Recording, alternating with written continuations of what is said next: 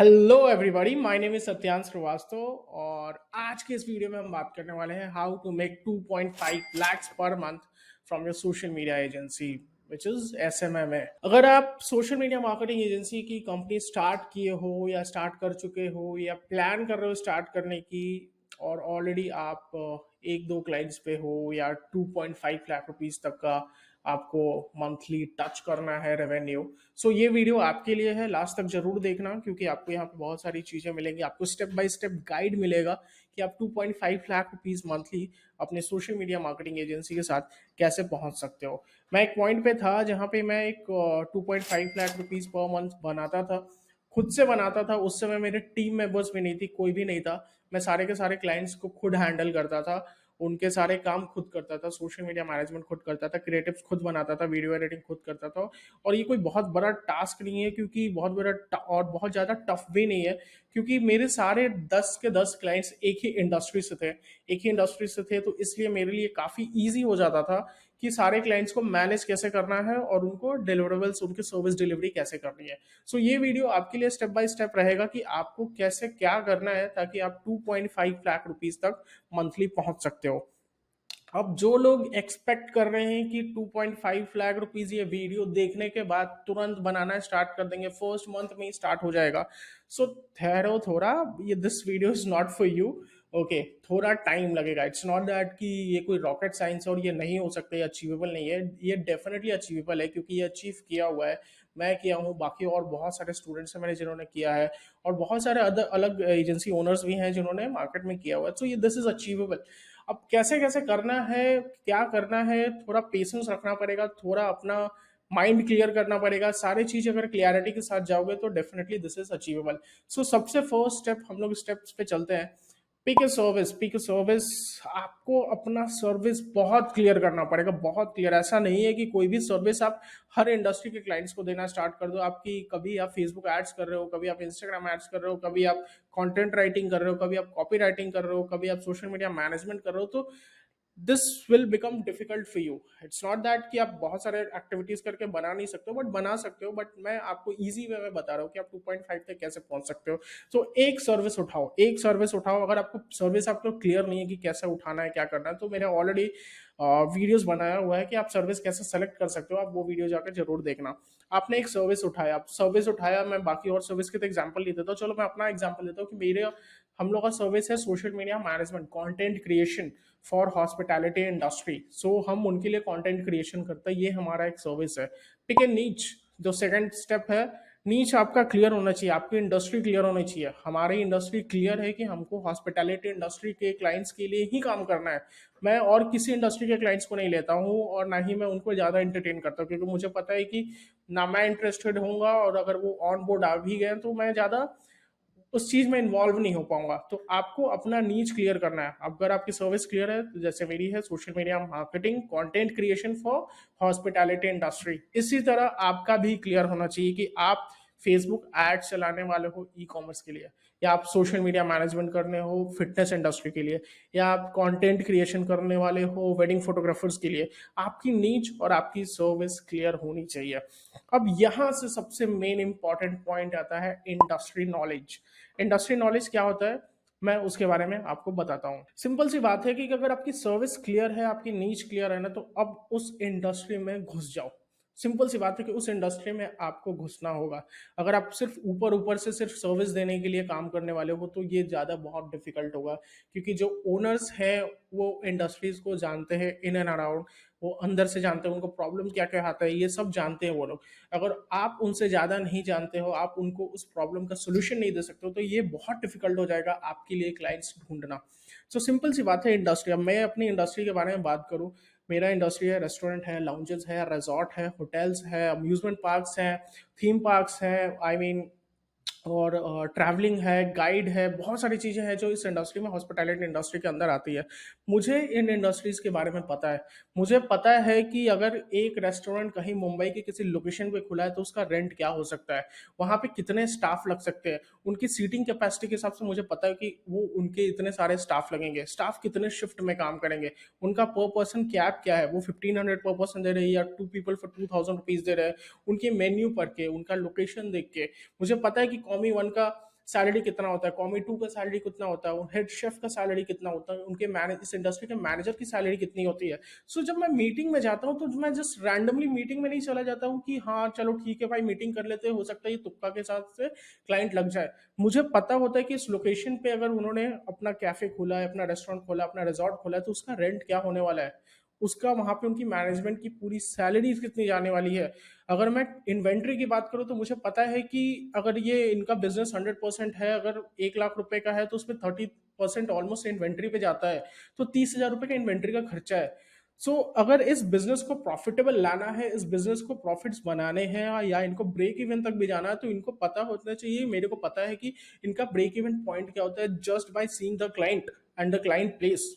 सो इसी तरह ये सारी चीजें आपको पता होनी चाहिए, आपको इंडस्ट्री का नॉलेज होना चाहिए, इंडस्ट्री में क्या टर्म्स यूज होते हैं, इंडस्ट्री में क्या सर्विस होता है, इंडस्ट्री में कौन सा मार्केट लीडर है, इंडस्ट्री में कौन कौन से लोग हैं, इस इंडस्ट्री के अराउंड कितने लोग हैं। जैसा सिंपल सी बात है कि मैं इस इंडस्ट्री के अराउंड कितने लोग होते हैं, तो हॉस्पिटैलिटी इंडस्ट्री के अंदर इवेंट मैनेजर्स हो गए, फोटोग्राफर्स हो गए, तुम्हारा डीजेस हो गया, शेफ हो गए, बहुत सारे लोग हैं जो इन एंड अराउंड होते हैं। इन सब पे मेरी नजर रहती है कि कौन कहाँ जा रहा है, फूड ब्लॉगर्स हो गए, इन्फ्लुएंसर हो गए, कौन कहाँ जा रहा है, कौन कहाँ विजिट कर रहा है, कौन किसने क्या बनाया, किसने क्या सर्व कर रहा है, किस रेस्टोरेंट में क्या सर्व होता है, ये सारा चीज मुझे पता है। और जब पता है तो ये मेरे लिए बहुत इजी हो जाता है एक क्लाइंट को उनके हिसाब से पिच करना, उनको उनको सर्विस के लिए फीस बताना। मैं हमारा कोई सिंपल सा फंडा बताता हूँ मैं, हमारा कोई भी ना एक पैकेज नहीं होता है कि हाँ मैं 25,000 रुपये ले रहा हूँ तो मैं 25,000 ही सारे क्लाइंट से लूंगा। क्लाइंट टू क्लाइंट डिपेंड करता है। अगर छोटा सा कैफे है, रेस्टोरेंट है, हो सकता है कि उनकी सिटिंग कैपेसिटी लेस देन 80 है, तो वहाँ पे प्राइसिंग अलग होगी। अगर कोई लाउंज है जो अल्कोहल सर्व करता है, उसकी सिटिंग कैपेसिटी 150 प्लस है, उसके लिए प्राइस अलग होगी, क्योंकि उनको ऐसा चीज पता हो रहा है। तो आपको सिंपल सी बात है, मैं तो बोलता हूँ अगर आपकी सर्विस क्लियर है, आपके नीच क्लियर है ना, आप इंडस्ट्री नॉलेज पे एटलीस्ट 1 से 2 महीना टाइम दो, काम करो। आप इंस्टाग्राम सर्च करो, आप गूगल सर्च करो, वहां पे ब्लॉग कितने लिखे हुए हैं, किसके बारे में क्या बातें हो रही है, आपको पूरा इंडस्ट्री का इनसाइट्स पता होना चाहिए। इंडस्ट्री में कितना प्राइस लगता है, सब चीज़ इंडस्ट्री के बारे में पता होना चाहिए। अगर आपको ये पता नहीं है तो डेफिनेटली आप जब ओनर्स के सामने बैठोगे, आप जब मैनेजर्स के बारे में सामने बैठोगे, या जो भी डिसीजन मेकर्स उनके सामने बैठोगे ना, तो आपको क्लोज करने में दिक्कत होगी। ये सब चीजें मेरे साथ भी हुई है। मुझे पहले इंडस्ट्री के बारे में कोई इंटरेस्ट नहीं था, कोई पता नहीं होता था। सिंपल सी बात है, हाँ इसने मीटिंग के लिए बुलाया, पहुंच जाओ, मीटिंग पहुंचने के बाद आपको क्या क्या करना है, मैंने अपनी सर्विस दे दी। बट यहाँ से फिर बहुत सारे मेरे को प्रॉब्लम्स आए, क्लाइंट्स रिटेन नहीं होते थे, क्लाइंट्स 1 महीना 2 महीना काम करने के बाद ही छोड़ देते थे। तो अगर ये सब चीज़ों को आपको सस्टेन रखना, अगर आपको लॉन्ग टर्म के लिए जाना, तो आपको क्लाइंट्स के बारे में पता होना चाहिए, आपको उनके इंडस्ट्रीज के बारे में क्लियर कट पता होना चाहिए। सो सर्विस पिक करने के बाद, नीज पिक करने के बाद 1 महीना टाइम दो इंडस्ट्री नॉलेज पे। इंडस्ट्री की जितनी सारी नॉलेज आप गेन कर सकते हो, आप वो ट्राई करो गेन करने के लिए। इंडस्ट्री चाहे कोई भी हो, डॉक्टर्स की हो, सीएस की हो, रेस्टोरेंट हो, सलोन हो, आपका ई कॉमर्स हो, आपका पर्सनल ब्रांड्स हो, आपके कोचेस हो, जिस इंडस्ट्री में भी काम करना है, पहले इंडस्ट्री के बारे में इन एंड आउट जानो। अब जब आपको पता चल गया है कि आपकी सर्विस क्या है, आपका नीच क्या है, और अब वो आपको इंडस्ट्री के बारे में आपको सारा चीज पता हो गया है, कि ऑलमोस्ट सारा चीज पता हो गया कि अब जानते हो इनके टर्म्स क्या है, अब आप आउटरीच करना स्टार्ट करो। आउटरीच करने का, अगेन आउटरीच करने में थोड़ा टाइम लगेगा। इट्स नॉट दैट कि आप पहली बार आउटरीच करो और आपको क्लाइंट्स मिल जाए। बहुत सारे केसेस में हो सकता है, आउट ऑफ 100 मैं बोलूंगा एक तो ये केसेस में हो सकता है कि आप पहली बार क्लाइंट के सामने बैठ रहे हो, आपको क्लाइंट मिल जाएगा। बट आपकी पूरी आउटरीच सिस्टम क्लियर होनी चाहिए। आपके क्लाइंट्स कहाँ पे हैं, वो कहाँ हैंग आउट करते हैं, वो किन लोगों के साथ हैंग आउट करते हैं, उन तक आप कैसे पहुंच सकते हो। आप कोल्ड कॉलिंग से पहुंच सकते हो, आप कोल्ड डीएम से पहुंच सकते हो, आप सोशल मीडिया के थ्रू पहुंच सकते हो, आप रेफरेंस से पहुंच सकते हो, आप डायरेक्ट विजिट करके पहुंच सकते हो, आप मेल से पहुंच सकते हो। अगेन उसके बारे में आपको पूरा डिटेल नॉलेज होना चाहिए। अनटिल अनलेस आपको क्लाइंट्स आउटरीच नहीं आता है। सबसे सबसे डिफिकल्ट पार्ट जो एसएमए में होता है ना, वो सेल्स होता है। बहुत सारे एसएमए में ओनर्स होते हैं, बहुत सारे सोशल मीडिया मार्केटिंग एजेंसी होने, वो 2-4 क्लाइंट्स लेते हैं, और क्लाइंट्स लेने के बाद उन्हीं के काम में लग जाते हैं। फिर वो काम करने लगते हैं, काम करने लगते हैं, फिर जब क्लाइंट जब जाता है तब वो दूसरा ढूंढते हैं। तो ये ऐसे प्रोसेस से एसएमए में आपका एजेंसी ग्रो नहीं होगा। आपको कंटिन्यूस बेसिस पे आपको आउटरीच करना पड़ेगा, आपको सेल्स जनरेट करना पड़ेगा, आपको रेवेन्यू जनरेट करना पड़ेगा, तब जाके आप ये सब चीजों में सस्टेन कर सकते हो। सो आपको आउटरीच करना आना चाहिए। अगर आप किसी चीज़ में अच्छे नहीं हो, आपको नहीं समझ में आ रहा कि कोल्ड कॉलिंग में क्या बात करनी है, जाओ, मैं तो बोलता हूँ विजिट करो जाके जगह पे। लोकल बिजनेसेस का है तो कहीं ना कहीं उनका तो शॉप होगा, कहीं ना कहीं उनका आउटलेट्स होगा। अगर आप आउटलेट्स पे जा रहे हो, विजिट कर रहे हो, अगर आप कोई ऑफलाइन बिजनेस में कर रहे हो तो जाके विजिट करो, अपना विजिटिंग कार्ड दो, उनसे मैनेजर का नंबर एक्सचेंज करो, आप क्या क्या करते हो सब बात करो। बहुत सारे वेज है आउटरीच करने के लिए। आपको मास्टर करना होगा कि आपके लिए कौन सा आउटरीच मेथड काम कर रहा है और आपको क्लाइंट्स कैसे मिल सकते हैं, आप किस चीज में कंफर्टेबल हो सकता है कि जैसे मैं ईमेल मार्केटिंग में कंफर्टेबल नहीं हूँ, मुझे नहीं, ईमेल मार्केटिंग से मुझे क्लाइंट्स ज्यादा नहीं मिलते हैं, सिंपल सी बात है, तो मैं उस चीज में ज्यादा टाइम वेस्ट नहीं करता। मेरे लिए कोल्ड कॉलिंग बहुत अच्छा काम करता है, मैं कोल्ड कॉलिंग पे ज्यादा काम करता हूँ। मैं मीटिंग में ज्यादा इंटरेस्ट रखता हूँ, तो कोल्ड कॉलिंग के बाद हमारा अपॉइंटमेंट सेटल होता है, फिर हम जाके मिलते हैं। तो ये सारी चीजें में हम लोग कंफर्टेबल है और ये चीजें हम लोग उस चीज को आगे बढ़ाते हैं। तो आउटरीच करना बहुत इंपॉर्टेंट है। Until you are not gonna outreach, you won't get clients. अभी आपको ये क्लियर हो चुका होगा कि आउटरीच करना क्यों जरूरी है। अगर आपका सर्विस क्लियर है, अब आपका नीच क्लियर है, आपको इंडस्ट्री के बारे में पूरा पता है, उसके बाद अब आप आउटरीच करने स्टार्ट कर रहे हो, अब जाके होता है कि आपको क्लाइंट्स क्लोज करना। जैसे जैसे आपके पास क्लाइंट्स क्लोज होंगे, मैं इतना जानता हूँ कि इन एन एवरेज इंडिया में जो सोशल मीडिया मैनेजमेंट हो गया या फिर फेसबुक एड्स हो गया, इन सब के लिए ऑलमोस्ट जो इन एन एवरेज में मैं बात करूँ तो क्लाइंट्स ऑलमोस्ट 25 से 30 हज़ार रुपए स्पेंड करने के लिए रेडी रहते हैं इंडियन मार्केट में। सो अगर मैं 30 हज़ार में नहीं पकड़ूँ, मैं चलो 25 हज़ार रुपये पकड़ता हूँ, 25 हज़ार रुपये पकड़ता हूँ, और एक मैंने सोशल मीडिया मैनेजमेंट का क्लाइंट उठाया। अब उस क्लाइंट्स में आपको सारा चीज़ मास्टर करना होगा, क्योंकि अभी सिर्फ आपके पास एक ही क्लाइंट है। अगर एक ही क्लाइंट है तो मैं ये नहीं बोलूँगा कि जाकर डिज़ाइनर हायर कर लो या जाकर वीडियो एडिटर हायर कर लो, everything is free of cost. और इंटरनेट, यूट्यूब से आप कैनवा डिज़ाइन सीखो, आप यूट्यूब से वीडियो एडिटिंग सीखो, बहुत सारे अभी ऐप्स हैं जिससे आप ये सब काम कर सकते हो। आप कंटेंट लिखना सीखो, कॉपी राइटिंग सीखो, ये सब सीख के बेसिक सी चीज़ें आप क्लाइंट्स को डिलीवरी देना स्टार्ट करो। सर्विस डिलीवरी, उनका इंस्टाग्राम पोस्ट हो गया, उनका फेसबुक पोस्ट हो गया, या फिर अगर आप फेसबुक एड्स के लिए उठा रहे हो तो फेसबुक एड्स खुद से सीखो, खुद से सीख के आप देना, डिलीवर करना स्टार्ट करो। स्टार्टिंग के फेज में आपको ये सब खुद से करना होगा, ताकि कल के डेट में अगर आपके पास टीम है तो टीम से काम कैसे करवाना है, क्या काम करवाना है, ये आपको पता होना चाहिए।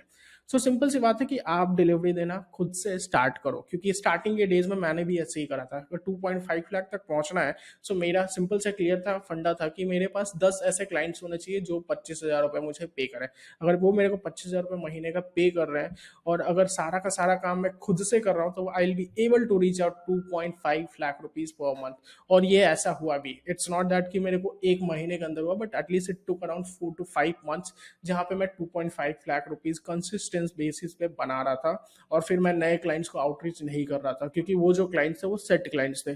उसके बाद फिर मैंने अपना धीरे धीरे टीम हायर किया और फिर मैंने चीज़ों को आउटसोर्स करना स्टार्ट किया। अगर आपको 2.5 लाख रुपीज बनाना है, ये सारे स्टेप्स हैं, इनको फॉलो करो। I am hoping that you will be able to achieve 2.5 lakhs within couple of months. ये रातों रात नहीं होने वाला है, बट इस पर काफ़ी मेहनत करना होगा और मेहनत का फल डेफिनेटली आपको मिलेगा। आई होप आपको ये वीडियो पसंद आया होगा, आपको चीज़ें क्लियर हुई होंगी कि आपको कैसे क्या काम करना है, कैसे कैसे करना है। और आपको कुछ भी डाउट है तो कमेंट में बताओ, और चैनल को सब्सक्राइब करो, वीडियो पसंद है तो लाइक करो, और कुछ भी डाउट है तो आप इंस्टाग्राम पर मुझे DM कर सकते हो। It's Satyansh Shrivastava. Thank you so much, bye bye.